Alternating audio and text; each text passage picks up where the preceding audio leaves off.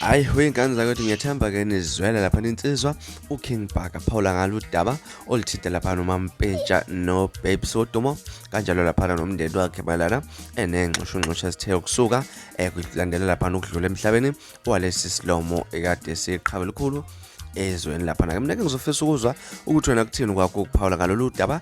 Ake sivele size njalo futhi siphinde sihlala laphana ku-comment section ke sidingide lona lolu daba. Ngaloko-ke asiphinde futhi sihlangane kwenye ividiyo elandelayo ngesikhathi esilandelayo. Niziphathe kahle nibe nosuku olumnandi ngilithanda kakhulu.